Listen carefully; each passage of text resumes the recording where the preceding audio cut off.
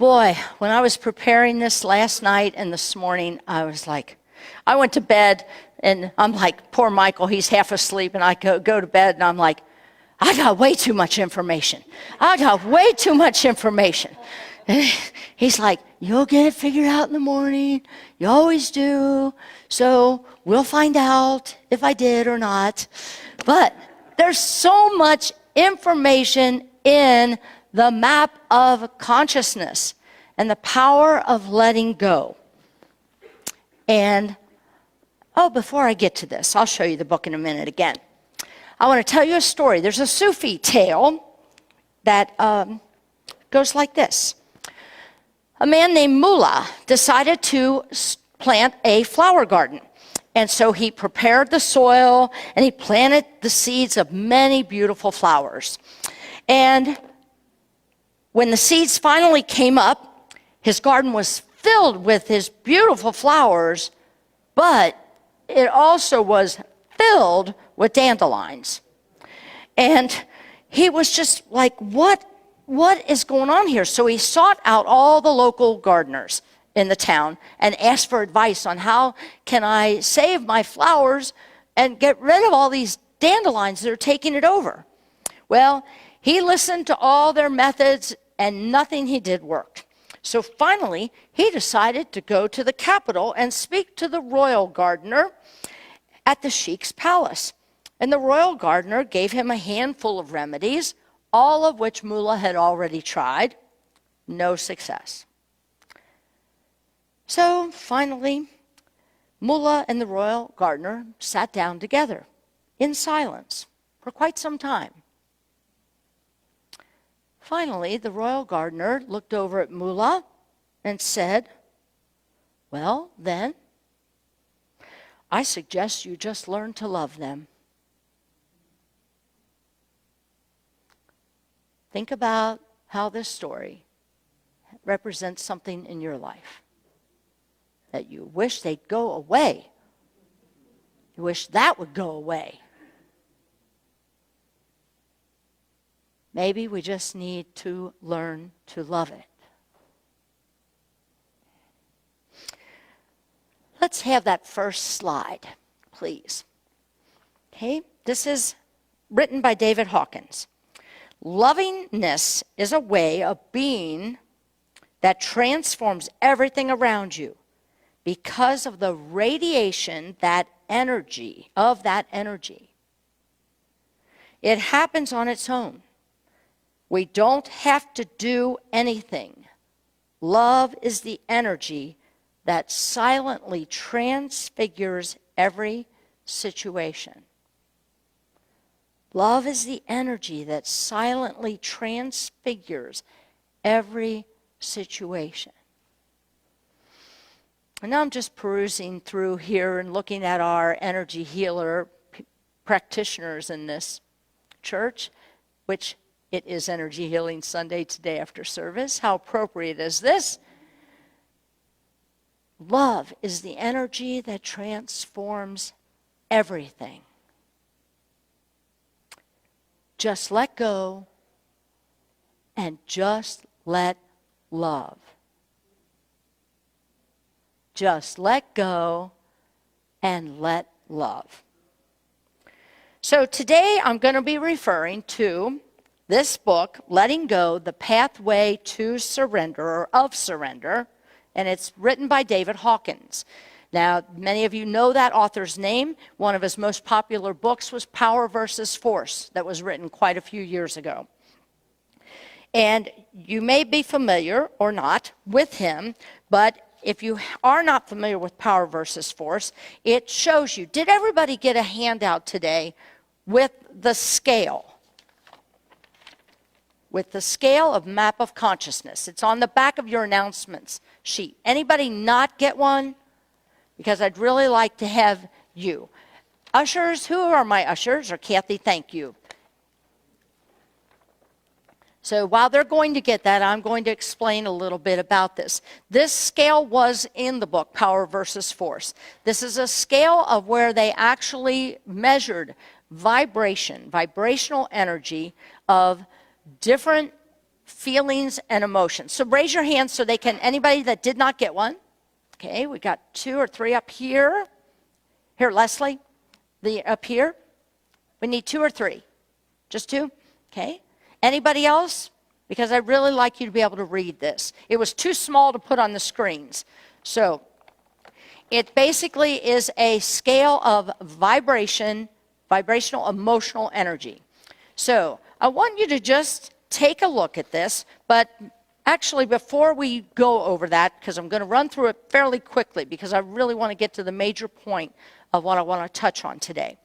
So I want to read this from the book, and it says, think of how great it would be if you could always feel free and happy and never be concerned by your feelings again. Can you even imagine that? Whew, how you could always feel free and happy and never be cornered by your feelings again. That's what this technique that we're going to be covering is all about. It's about letting go consciously and frequently at will. You are then in charge of how you feel, and you are no longer at the mercy of the world and your reactions to it. You are no longer the victim. This is employing the basic teachings of Buddha, of Jesus, of Krishna. This teaching removes the pressure of involuntary reactivity. That's a key word, reactivity. This technique removes the pressure of involuntary reactivity. Anybody here besides me react to things and then wish you wouldn't have? Wish you would have done the pause and the pray, but I reacted so quickly and proceeded and bowled over whoever in the way of my reaction? It's human. Don't beat yourself up over this. This is part of our human makeup. We came here to experience these various emotions. We also came here to heal from these various emotions. So this chart that you have in front of you, okay, this is called the map of consciousness or states of emotion. Okay, I want you to just look at this. Now, the 700 to 1,000, I'm not even going to go there because to me, that's Jesus, Buddha. There's very few people vibrating that high. That is total enlightenment. But let's go to peace, vibrating at 600. Okay, this is an experience of bliss, oneness. It's that peace that passes all understanding. We drop down to 540, which is joy. Boy, that's a theme today. Love is unconditional and unchanging in joy. It's a discovery of the self and compassion for all. Not compassion for certain people, compassion for all. Anybody here, I've just done these two, but I look at 600 and I think, you know what? I've experienced that. 540. I've experienced that at times. 500 is love, reverence for all. Love emanates from the heart, not the mind here. So I'm elaborating on these really quick. 400 is reason, problem solving, science, logic. I'm here a lot because I'm always looking for proof, right? I always want to understand. It's finding meaning in this vibration. 350 is acceptance. Easygoing, laid back, life is good, no blame. Oh, a lot of us unity people are in this vibration, right? Not all the time, though, right? Okay, 310 is willingness. Friendly, helpful, being of service. You're hopeful in this state. 250, neutrality. This is basically, it's okay either way, non-judgment, non-compete. I don't really want to compete. I don't judge anybody. Satisfactory. Satisfactory. Satisfactory is not a bad place, is it? But you don't really get anywhere, and you're not really raising your vibration at satisfactory. It's just, oh, whatever. 200, courage. 200 is I don't know if I'd call it a set point, but I would call it a point of major transformation. This is where you take on courage. This is where you believe, I can do it. I'm determined. I'm self-empowered. So at courage, I call it a major transformation point because it's when you draw from courage is the point where you start going up the scale. When you acknowledge courage, but you don't do anything with it, you don't affirm that you can do it, you don't surround yourself with supportive people, there's where we start dropping down. And we start dropping into the lower negative vibrations. So below 200, take a look at that. I was at 150 for 30 minutes on Thursday. I was also at 100 for 8 hours this past week. What's 100? Fear. Anybody else? Right? It's okay. This is not saying I'm bad. It's saying that I'm having a crappy experience and it's got me hooked, but it only hooked me for 8 hours. Used to be, it could hook me for a lifetime. When I looked at this vibrational chart, I remember learning this and covering, I must have been at Unity School when we were covering the book Power versus Force. And I remember going to Northgate Mall. I had to pick up something back in the day when Northgate Mall was full. And I remember sitting there in the, what do you call that? Food court. How'd you know I was in the food court? They know me. And I'm just watching. And I'm like, how many people are vibrating below a 150? Go to Kroger's. Go to the grocery store and just look at the faces on people. And they are such a low vibration. There's no joy in this vibration. But there is choice. There is always choice on how long you decide to stay there and what do you need to do to raise your vibration. That's the big question, isn't it? How do we do it? By letting go. How do we do it? There's going to be a reason why I'm going to be covering this for the next several weeks. We'll have a bye next week with Reverend Jerry, but then I'm going to get back on this trail because I think as the book of joy, and Sandy and I covered this, this is another book of a roadmap because letting go is not easy. It isn't. Some things are. You can let go of that person that cut you off on the way to church today. You can let go that somebody yelled at you out the door because you were running late, and now we're going to be late for church. Blah, blah, blah, right? I can see there's some people that had that conversation already today. Letting go is a process, and there are tools. Meister Eckhart, he's a German mystic. He wrote, God is not found in the soul by adding anything.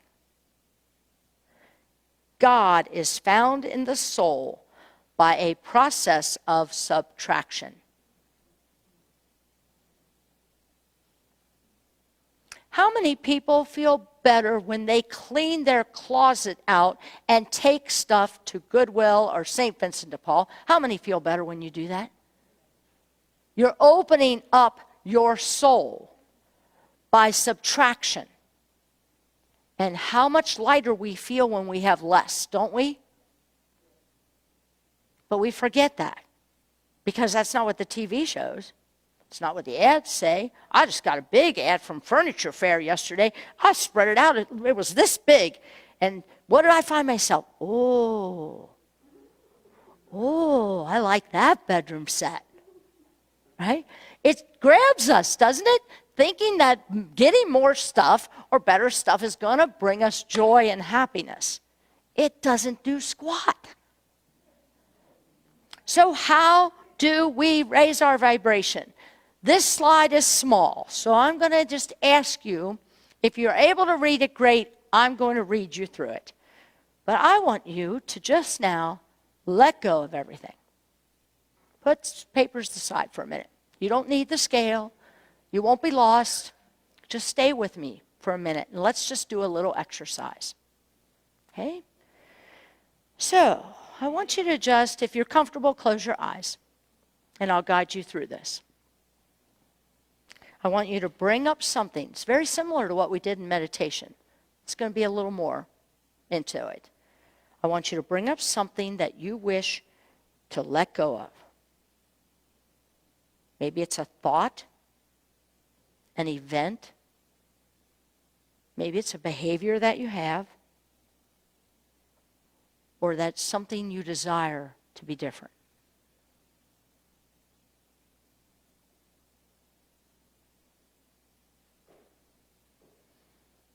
Got it in your mind? Nothing big here, just like meditation. Just something that you want to change. You want to let go of. You want it to be different. You're so consumed with that thought. Want them to be different. Want that room to look different. Want my backyard to look different.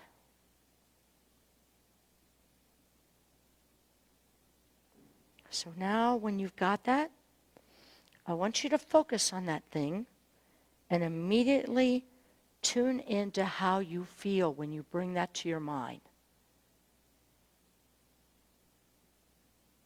You feel tense?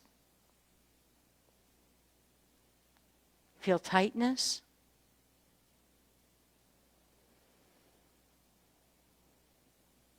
I want you to kind of do a body scan right now as you think about these things or thing.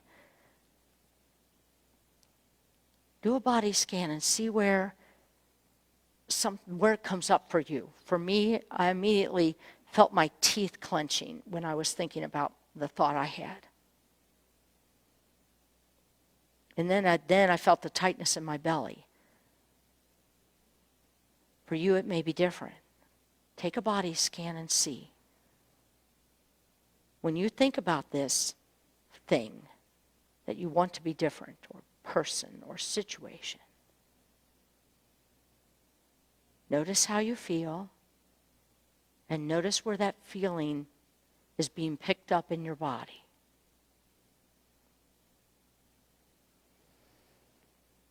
Now I want you to just stay with that feeling until you sense it getting smaller. Maybe you have to breathe a little bit in order to reduce the size and the impact of this feeling.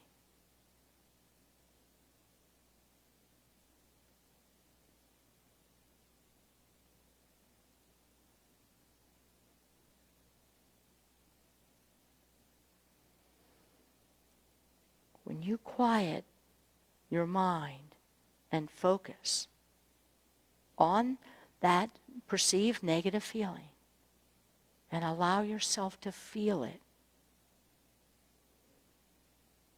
it will eventually release itself if you're willing to sit in the silence long enough. Your body wants to let it go. It's our mind that wants to attach and not let it go.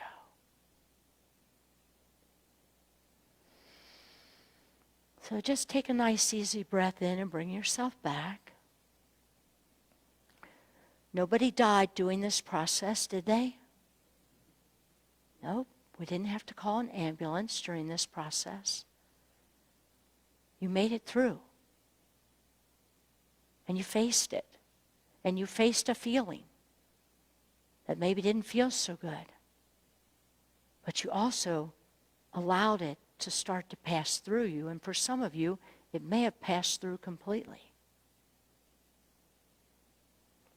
Hawkins says, let go of wanting to change the past. And let go of wanting to control the future. Let go of wanting to change the past. And let go of wanting to control the future. That is hard. I'm a planner. I also don't want to see anybody stuck. So I want to see how I can figure out how to improve your future. Anybody else out there do that?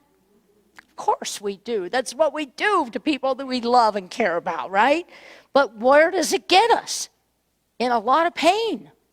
In a lot of physical pain and physical dis-ease will manifest if we don't start letting go of stuff and realizing, what's it say? He says when we can really do that, then one will realize they are truly safe. And I thought about that for a long time. And the longer I thought about it, the more I came to realize that was true. I was challenging that statement and saying, I don't have a problem feeling safe. Yes, I do. Because that is really the root of why I'm wanting to be upset. Because whatever's going on out there is causing me not to feel safe. You're disrupting my safe space. Michael has this thing he calls peace balloon. And when I get too ramped up, he goes, you're pushing on my peace balloon. You can't imagine us two at home, can you? Oh, my goodness. It could be a comedy act at times. The past is gone. Do you want me to say that again? The past is gone. This morning's gone. Yesterday's gone. What I just said about Michael and his peace balloon is gone. That's how quick it's gone. Oh, but we want to drag it on for the rest of the day. When I get home, I'm going to talk to you about what you said to me in the car. So I'm going to drag that past right with me. How come I say this? Because I live it. I do it too. But the key is to not do it as often and to catch yourself when you're doing it, retract and say I'm sorry to whoever I just wanted to drag the past up with. And then we both end up having more joy and more peace. But I still do it because Kathy seems to have this need to be right. Prove him wrong. I was right in the car. You were not. We live in this mind way too much. We don't go to the heart and the gut and ask the question that you just asked yourself. What is it? Let's go back to slide number 2 again. Lovingness is a way of being that transforms everything around you because of the radiation, that energy. Happiness is on its own. We don't have to do anything. We don't have to do anything but let it go. And how do we let it go? By asking yourself the hard question. The hard question of, what is it that I'm feeling? What is it that bothers me? And allow it. This is I overuse this word a lot. I can't help it though. This is the metaphysical malpractice of New Thought churches who say we don't want to entertain anything negative, right? I had a class, and my teacher at Unity Village, she was big on cancel, cancel. Anytime anybody said anything negative, she stood up and went, cancel, cancel. Okay, I get that. And there are times, but the problem is that then we shove the negative under the rug, and we don't face it because we don't want to talk about it, because what we talk about will manifest. All that sayings, right? What we think about, we'll bring about, right? The key is you don't let it own your thinking. It's okay to think about it, acknowledge it, process it, and then pass it through. But see, we want to go, uh-oh, it's coming. Whoop, put the gate down, and then this feeling's got to go somewhere. And where does it go? In the body. And it's going to stay there.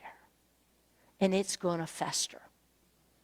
And by gosh, it's usually somebody innocent that I love very much is going to get the wrath of Kathy because she put the wall up. If we can do these exercises in the privacy of our own space, our safe space, and sometimes that safe space, yes, is in the bathroom.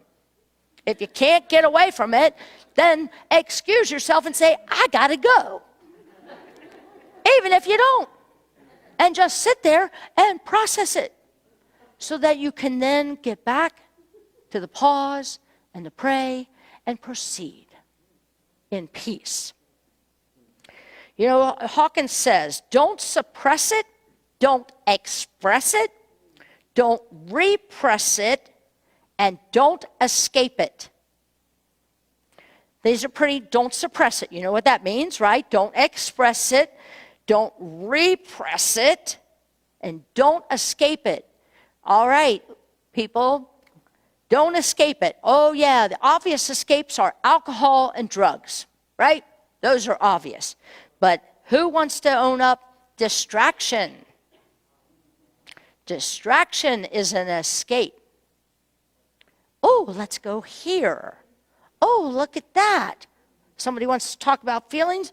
Oh, did you see that car out there? Distractions. TV. How many of us, COVID really took me and Michael down of, oh my God, is there anything else on Netflix or Amazon Prime that we can watch tonight? What the heck? What about the games, the electronic devices? These are distractions. These are things that are going to pull. This is the escaping. I don't want to feel that. So I'm going to escape with that device or that TV. We're going to discuss this whole repress, suppress, escape. We're going to talk about that on Zoom lunch tomorrow. So we all have various crises in our lives, do we not? Yes, absolutely. Chinese symbol for crisis is twofold. Remember what it is? Danger and opportunity. In a crisis, danger and opportunity. You get to choose which one you want to focus on. I'm going to leave you with two quotes. But first,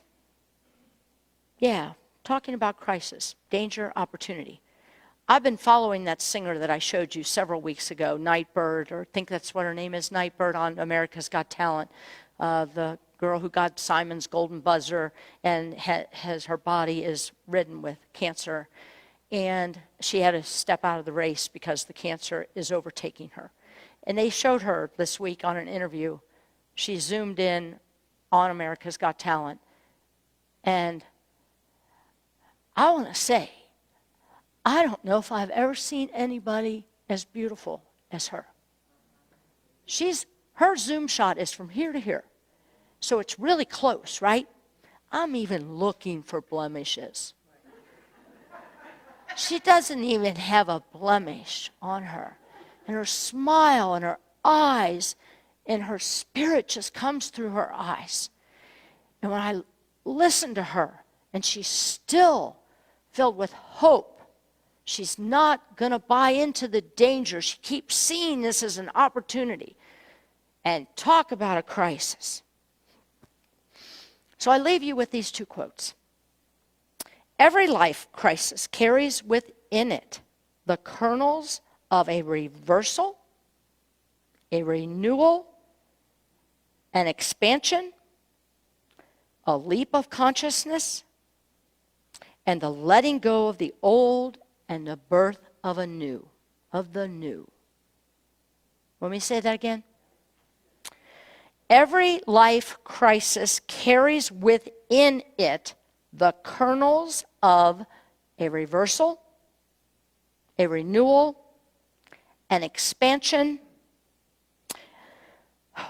a leap of consciousness,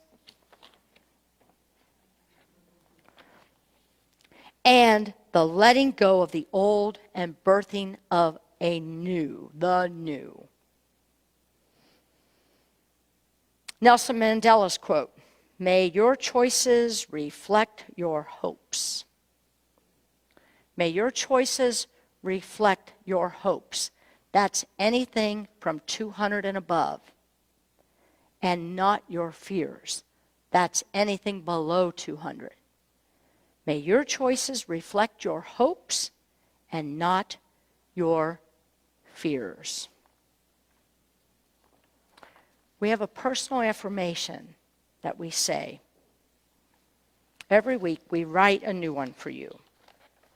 And I'm looking to see where mine is. I think we have it on the screens there, don't we?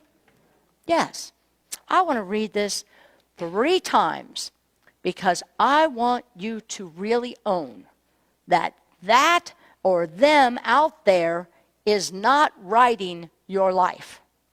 You are. You ready? I am the writer, producer, and director of my life.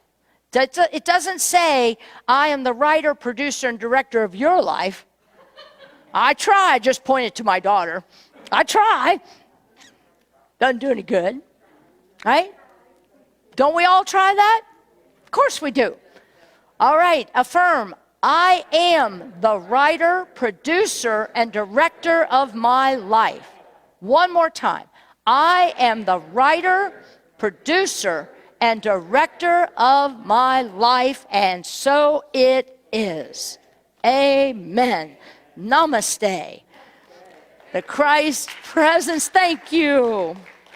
The Christ presence in me truly sees and honors that Christ presence in each and every one of you. Namaste.